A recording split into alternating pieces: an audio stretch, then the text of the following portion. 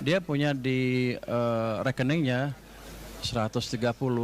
Jadi kemungkinan besar, jadi kalau digobang ya hampir 170 ya.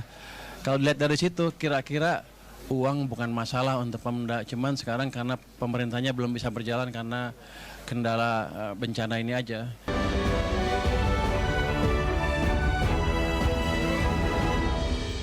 Kembali bersama kami di Prime Market Highlights. Pemirsa, Menteri Keuangan Purbaya Yudi Sadewa menyebut Presiden Prabowo Subianto setuju anggaran transfer ke daerah untuk Provinsi Aceh tahun 2026 tidak dipotong.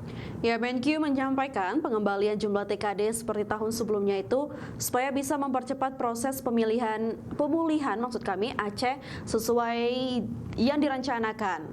Di mana Purbaya mengungkapkan total TKD yang akan dikembalikan ke pemerintah Aceh untuk anggaran 2026 yakni 1,7 triliun rupiah.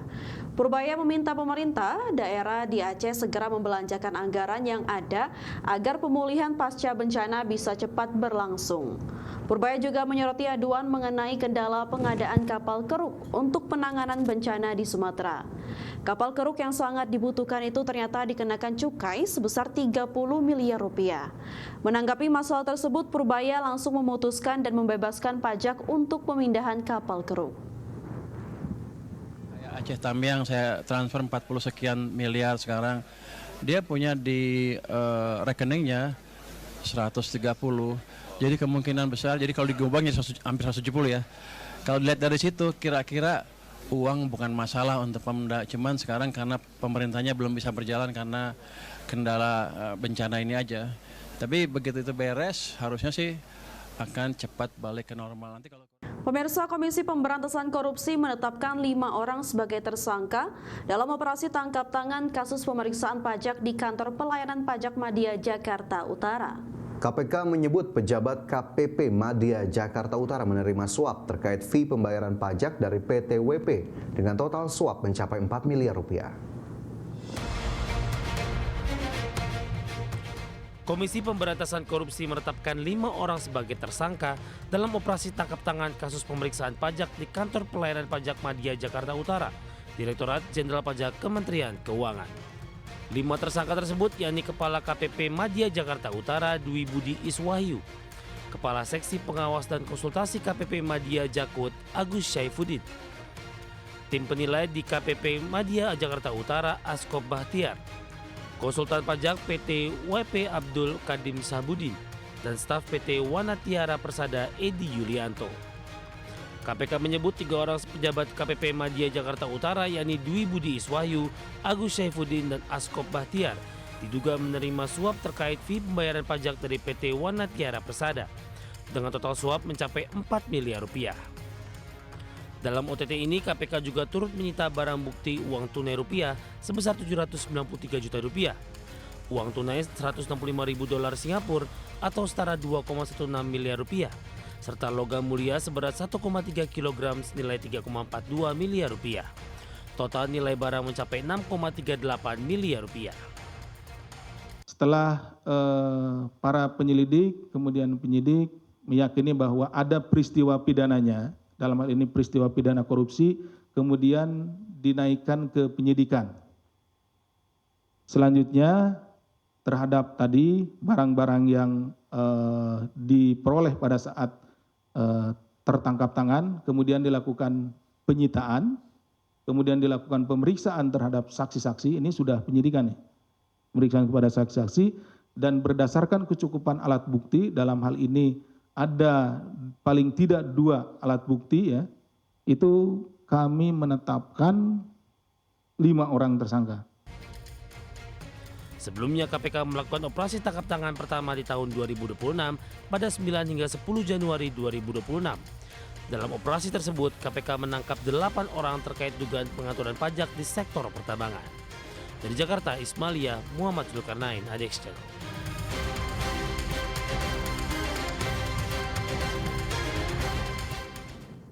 KPK mengungkap modus pembayaran pajak all-in yang digunakan pegawai pajak dalam memangkas kewajiban pajak perusahaan tambang di Jakarta Utara. Pelaksana tugas Deputi Penindakan dan Eksekusi KPK Asep Guntur Rahayu mengatakan, pajak perusahaan tambang dipangkas dari 75 miliar rupiah menjadi 15,7 miliar rupiah.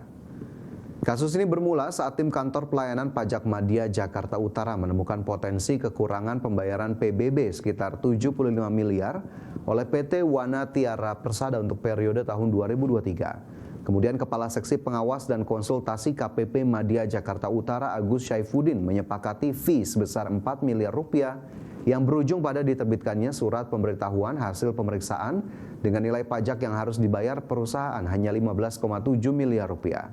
KPK turut menyita barang bukti berupa uang tunai rupiah sebesar 793 juta rupiah, uang tunai 165 ribu dolar Singapura atau setara 2,16 miliar rupiah, serta logam mulia seberat 1,3 kilogram senilai 3,42 miliar. Total nilai barang bukti mencapai 6,38 miliar rupiah. Dari 75 miliar ini, ya, tadi disampaikan di awal hasil pemeriksaannya 75 miliar kurang bayarnya. Kemudian disanggah, turun lagi, disampaikan, disanggah, dan terus seperti itu sampai terakhir menjadi 15 miliar. Ya, dari 75 miliar jadi 15 miliar. Berarti ada kebocoran sekitar atau ada bargaining di situ, ya. Tawar-menawar di situ turun 60 miliar. Hilang 60 miliar kan seperti itu. Nah, atau sekitar 80% ya. Jadi yang hilang itu sekitar 80%. 60 miliar dari 75 miliar. Nah, atas penurunan tersebut ya, si oknum ini, AGS ini minta bagian gitu ya. Minta bayaran ke PT WP ini 8 miliar. Seperti ini ya. Jadi all in yang dimaksudkan itu bahwa dari 23 miliar, 8 miliar untuk P ya saudara AGS serta dibagikan kepada para pihak di lingkungan Dirjen Pajak. Kita awali dengan informasi pertama pemirsa. Presiden Prabowo Subianto meresmikan 166 sekolah rakyat secara serentak yang tersebar di 34 provinsi dari Sumatera hingga Papua. Peresmian secara serentak 166 sekolah rakyat yang tersebar di 34 provinsi ini dipusatkan di Sekolah Rakyat Terpadu atau SRT 9 Banjarbaru yang terletak di lingkungan Balai Besar Pendidikan dan Pelatihan Kesejahteraan Sosial atau BBPPKS Banjarbaru, Kalimantan Selatan. Presiden dalam sambutannya menegaskan hadirnya program sekolah rakyat ini diharapkan menjadi motor penggerak pemerataan kualitas pendidikan dan gizi anak bangsa dari Sumatera hingga Papua. Hingga saat ini sejak mulai beroperasi pada pertengahan 2025, program sekolah rakyat telah menampung hampir 16.000 siswa dan menyerap lebih dari 7.000 tenaga pendidik serta kependidikan di tahap rintisan. Pemerintah sendiri menargetkan pembangunan infrastruktur pendidikan ini terus berlanjut hingga mencapai angka 500 sekolah. Target Presiden akan groundbreaking untuk 104 sekolah rakyat tambahan yang akan melengkapi total 270 sekolah di seluruh penjuru negeri. Kita tergerak, teringat. Kenapa? Kita teringat. Bayangkan